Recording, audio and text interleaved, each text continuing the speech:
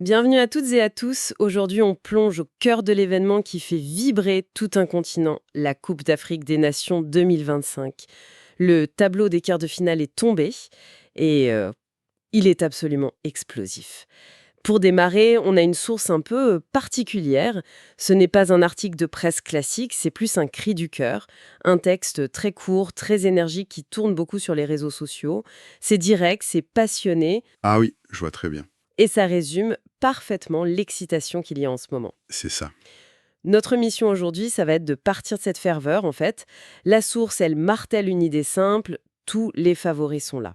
On va donc décortiquer ce programme de rêve, mais aussi se demander parce que cette absence de surprise nous dit sur le football africain. C'est une excellente approche. Parce que cette source, avec son ton presque militant, elle capture une attente très forte des supporters. L'envie de voir les meilleurs s'affronter, tout simplement. On a souvent eu des CAN avec de belles surprises. Oui, les parcours inattendus. Exactement. C'est magnifique, mais ça peut aussi diluer un peu le niveau des phases finales. Cette année, le message est clair. La hiérarchie a parlé. Et le spectacle promis, c'est un affrontement au sommet. Entrons alors dans le vif du sujet. Le cœur du message de la source, c'est écrit en majuscule, donc pas le rater. Ah oui, Les favoris gagnent toujours dans cette CAN, c'est donc le moment de se régler entre favoris. voilà, c'est direct. C'est une affirmation qui a le mérite d'être claire. Du coup, la question qu'on peut se poser, c'est est-ce qu'une CAN sans petit poussé est forcément une meilleure CAN? L'exploit, l'histoire de l'outsider, L'histoire qu'on aime tous raconter. voilà. Mais d'un autre côté, on gagne en densité, en qualité pure. Ce qui est fascinant, c'est de se demander pourquoi cette année est différente. Est-ce que l'écart se creuse entre une super élite de, disons, 8 ou 10 nations et le reste? Ou est-ce que ces grandes équipes ont juste mieux géré? Mieux gérer la préparation, la fatigue. C'est ça. Avec des effectifs plus profonds, qui permettent une meilleure rotation. Je pense plutôt pour cette deuxième option, personnellement. On a vu des bancs de touche remplis de joueurs qui évoluent dans les plus grands clubs européens. Ce n'était pas forcément le cas à ce point il y a 10 ans. C'est vrai, la profondeur de banc est devant un facteur absolument crucial et le vocabulaire de la source le montre bien. Il parle de que des affiches bangers. Oui, bangers, j'adore ce mot. Un banger en musique, c'est un tube instantané surpuissant. L'appliquer à des matchs de foot, c'est promettre un spectacle total, quoi. Exactement. Et ça nous dit que la perception a changé. On n'attend plus un match tactique fermé. Non! On attend un choc, une confrontation intense. Le mot banger implique qu'il n'y a pas de match facile. Chaque affiche pourrait être une finale. Normalement, on espère avoir un ou deux quarts de ce calibre. Là, on en a 4. C'est la définition d'un dernier carré de rêve. Mais un tour en avance. La tension est donc déjà maximale. Complètement. Alors justement, plongeons dans ce programme. La première journée, le vendredi 9 janvier, met la barre incroyablement haut. À 17h, on a Mali contre Sénégal. Le derby ouest-africain. Et puis à 20h, Cameroun contre Maroc. Honnêtement, comment une compétition peut se remettre d'une telle soirée? C'est une programmation presque cruelle tellement elle est dense. Prenons le premier match, Mali-Sénégal. Sur le papier, on pourrait voir le Sénégal, champion en titre, comme le favori logique. Oui, ils ont l'expérience, le statut. Ils ont des joueurs comme Mané, Koulibaly, qui ont tout gagné. Mais ce serait une énorme erreur de sous-estimer le Mali. C'est peut-être l'équipe la plus sous-cotée de ce plateau. C'est-à-dire, on les voit comme une bonne équipe, c'est vrai, mais pas forcément au niveau des tout meilleurs. Et c'est là que le piège se referme.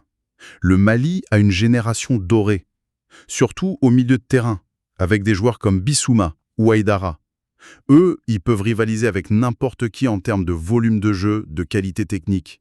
Leur défi, ça a toujours été de transformer ce potentiel en résultat. Dans les moments qui comptent. Voilà. Contre le Sénégal, ce n'est pas juste un derby, c'est un test de maturité. La bataille du milieu sera la clé. Si le Mali perturbe la machine sénégalaise, tout est possible. Et juste après, on enchaîne avec Cameroun-Maroc. Là, on est sur deux monuments, mais avec des philosophies presque opposées. C'est le choc des styles par excellence. Le Maroc, demi-finaliste de la Coupe du Monde, arrive avec une confiance immense et un style très clair. Basé sur la possession, le contrôle. Exactement. Orchestré par un milieu exceptionnel avec Amrabat ou Naï, ils vont chercher à confisquer le ballon, à user l'adversaire. En face, le Cameroun, c'est la tradition de la puissance, de l'impact physique, du jeu direct. Eux, ils n'ont pas besoin de 70% de possession pour être dangereux. Donc le défi pour le Cameroun, ça va être de résister à la pression marocaine et de piquer en contre. J'imagine que la vitesse de joueurs comme Brian Mbeumo sera leur arme principale. C'est ça. Surtout pour exploiter les espaces laissés par un latéral aussi offensif que Hakimi, par exemple. C'est précisément ça. Le Maroc va devoir se méfier de chaque perte de balle, car la transition camerounaise peut être foudroyante.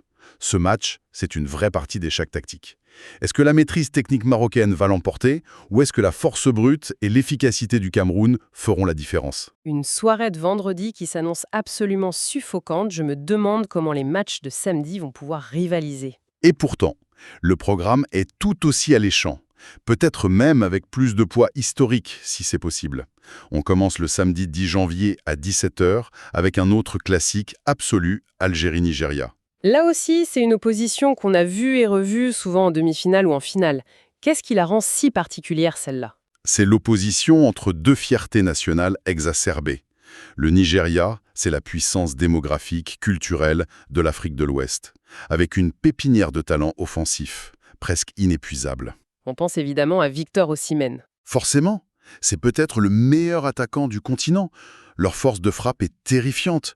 Mais en face, l'Algérie, c'est un collectif, une discipline tactique très forte, héritée de l'école nord-africaine, et cette grinta, cette rage de vaincre, qui est leur marque de fabrique.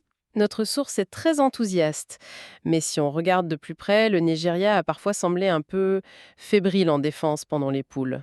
C'est peut-être là que l'Algérie, avec des joueurs comme Mahrez, peut trouver la faille. C'est la clé du match pour l'Algérie. Ils savent qu'ils ne peuvent pas rivaliser purement sur le plan athlétique. Ils doivent être plus malins. Ils vont chercher à faire déjouer les Super Eagles, à les frustrer et à exploiter la moindre erreur. C'est vraiment un duel entre le talent individuel pur du Nigeria et l'intelligence collective de l'Algérie. Et pour clore ces quarts, le bouquet final à 20 heures. Égypte contre Côte d'Ivoire, le pays hôte. Ça, c'est presque un résumé de l'histoire de la CAN. Absolument. D'un côté, l'Égypte. 7 titres, le record, une nation qui a une culture de la gagne presque génétique dans cette compétition. C'est vrai. Ils peuvent être dominés pendant 80 minutes, mais ils trouveront toujours un moyen de marquer. Ou de vous emmener au tir au but où ils sont redoutables. Je me souviens de la finale de 2006. Ah oui, contre la Côte d'Ivoire, justement. Tir au but, ambiance électrique au Caire, ce genre de souvenirs, ça pèse sur une rencontre. L'histoire est une chose, mais la forme du moment. Sur ce qu'on a vu, la Côte d'Ivoire, portée par son public, ne semble pas plus dynamique, plus en confiance. C'est tout le paradoxe égyptien. Ils ne séduisent que rarement, mais ils sont d'une efficacité redoutable. Leur force, c'est leur solidité défensive et le génie de Mohamed Salah. Qui peut changer un match à lui seul? Voilà. La Côte d'Ivoire, elle, est sur une dynamique inverse. Ils ont une équipe très joueuse, des talents offensifs partout. Pépé, à l'heure. Ils montent en puissance.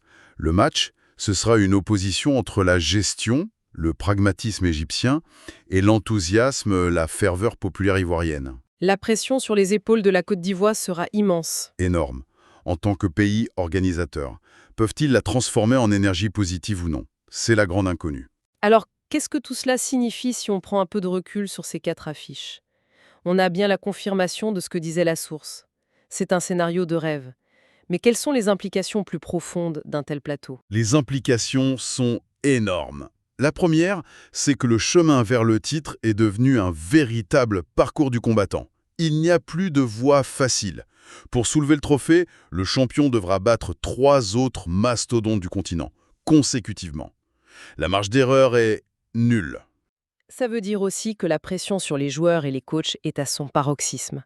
Perdre à ce stade, contre un rival direct, ce sera perçu comme un échec cuisant. Exactement.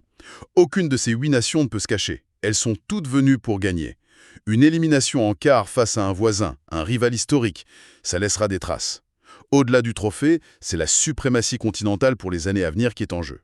Le vainqueur d'une CAN aussi relevée pourra légitimement se proclamer roi incontesté de l'Afrique. C'est ça. Et ça a un impact sur la carrière des joueurs. Gagner une CAN dans ces conditions, ça peut définir un héritage. Pour celles et ceux qui nous écoutent et qui suivent le foot, ce tableau est donc une promesse quasi certaine de spectacle. La source, avec son ton enflammé, est finalement un excellent conseil. Si on ne devait regarder qu'un moment de cette compétition, c'est ce week-end. Sans le moindre doute. Et ça soulève une dernière question intéressante. Qu'est-ce qu'une CAN réussie? Est-ce celle qui révèle une nouvelle nation, comme la Zambie en 2012, ou est-ce celle qui confirme la force des meilleures équipes et offre un spectacle d'une qualité technique exceptionnelle? Notre source, elle, a choisi son camp. Clairement, elle célèbre cette clarification de la hiérarchie. Et d'un point de vue neutre, on ne peut que s'en réjouir. Avoir les 8 meilleures équipes qui s'affrontent, c'est aussi une formidable vitrine pour le football africain. En conclusion, on peut dire que ce tableau est bien plus qu'une simple liste de matchs. C'est la validation d'un tournoi où la logique était respectée, où les favoris ont tenu leur rang, pour nous offrir un concentré de ce que le football africain fait de mieux. Je dirais même que la véritable histoire de cette compétition ne fait que commencer. Tout ce qui a précédé, la phase de poule, les huitièmes, n'était finalement qu'un long prologue. La vraie compétition, le règlement de compte entre géants, ça débute maintenant. Et je terminerai avec une pensée pour laisser notre auditoire réfléchir. La source célèbre l'absence de surprise, la présence de tous les favoris comme l'apogée du tournoi. Mais avec une telle densité de prétendants, on peut se poser la question. Le véritable chaos ne commence-t-il pas justement maintenant? Quand tout se croit favori, quand tout se pense destiné à la victoire, lequel sera le premier à tomber? Et est-ce que sa chute ne créera pas enfin la véritable et la plus grande surprise de ce tournoi?